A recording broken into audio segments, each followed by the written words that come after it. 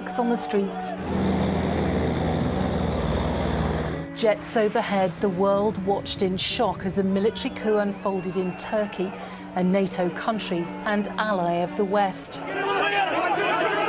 The army attempted to put Turkey's main cities into lockdown, Her türlü tedbir alınmış ve taking over state television and instructing a newsreader to announce a peace council was now in charge. Turkey's increasingly authoritarian president appeared to have lost control, but not for long. Recep Tayyip Erdogan appeared via a mobile phone link from the coastal resort of Marmaris, looking less than presidential, but using an independent TV channel to call his supporters onto the streets in defiance of a curfew ordered by the military.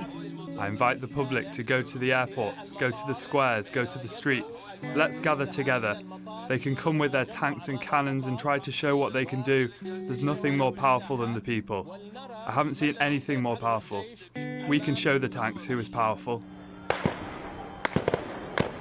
In the face of gunfire from government troops trying to hold them back, supporters of the president tried to cross the main bridges linking Istanbul, vital communication links which the army had tried to seal off. There were reports senior military figures had been taken hostage. Turkey's democracy may not be very old. It's only been really strongly established since the 1980s.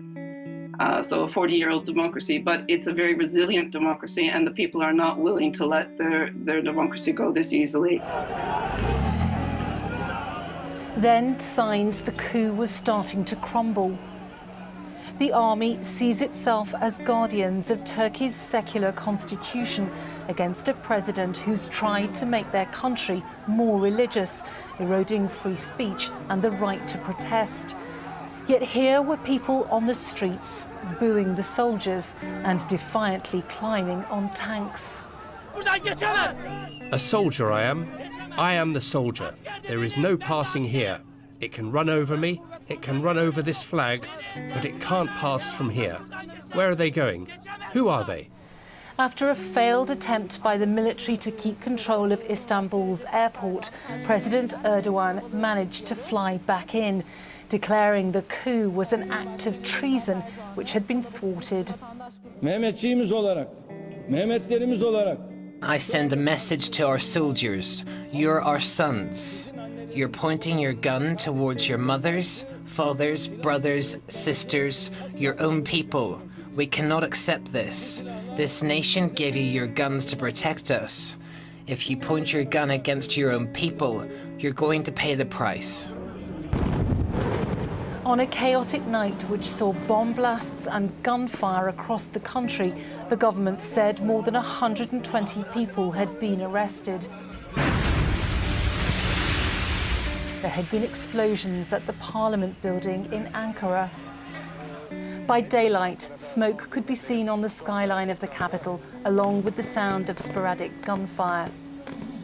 Many of those who challenged President Erdogan for power were seen surrendering in Istanbul, but there are still pockets of resistance, with some opponents. To the country's acting military chief, the attempted coup in Turkey has been crushed. Saturday morning, Turkey's prime minister said the situation was under control and that all commanders were back on duty. But more than 160 people died in the attempted coup, and about 1,140 people were wounded in a night of violence. Coup forces attempted to seize control of various locations, including media outlets overnight, but by morning, videos online showed soldiers surrendering. So far, more than 2,800 members of the military have been arrested in connection with the story. Islamic State has claimed responsibility for the deadly truck attack in the French city of Nice. That is new, and it's according to reports in the terror group's own media. Well, for more on this, we can cross live to Harry Fear now.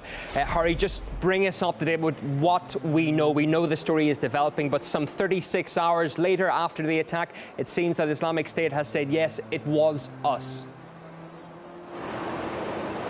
Yeah, it's curious that it's taken them such a long time, but the affiliated news agency of them, they call it their Amak news agency, they have said that the terrorists responded favourably to the call. We know, of course, that this kind of vehicle ramming attack is something that Al-Qaeda historically and over the last 2 years ISIL has called for. It appears now that ISIL is claiming responsibility then for the 31-year-old Tunisian terrorist's actions. So it did bear all the hallmarks of a terrorist attack, but it is uncharacteristic that it's taken ISIL such a long time to claim responsibility, and that there was no apparent pledge of allegiance to ISIL by the Tunisian attacker, who we understood lived in France for something like 4 years and may even have had a French passport. Some pundits now saying that perhaps the man was not specifically allied to ISIL or pledging allegiance to ISIL, and that they're claiming something that wasn't in their name. You remember initially that French authorities said they have no material evidence that the attacker here from Thursday night was linked to any radical or terrorist groups. But the French Prime Minister, affirming the obvious, said that the attack was apparently linked to some kind of radical terrorist group, that it was obviously a terrorist attack. Of course, the French Prime Minister, Manuel Valls, also made highly controversial comments about France having to live with terror. Let's recap that. Times have changed, and we should learn to live with terrorism. Well, unsurprisingly, those comments were reacted to furiously throughout France and internationally. Of course, many people unhappy with the idea that there should be any compromise in the reality of living with such an attack on the French way of life. Of course, we actually spoke to some residents here on the streets of Nice and heard their anger. Let's recap that. There was no security. For an event like this, there should have been a minimum of security. You don't need huge measures. This wasn't a vast action. It was a guy with a truck. He traveled 2 kilometers in a town full of people. It's unacceptable. It's unacceptable. Now we're seeing loads of police, but when the war is over, it's useless. Oxitec, the bioengineering company, has created a genetically modified mosquito capable of killing off other mosquitoes that spread the dengue disease. The company issued a press release that states the mosquitoes successfully dropped the dengue cases in the Brazilian city of Paracacaba. When just insecticide was used, the cases dropped 51%. However, when the genetically modified mosquitoes were released in the same area, the instances dropped 91%, going from 133 to just 12 reported cases. The insects pass on DNA to other mosquitoes that kill off future generations before they have a chance to infect.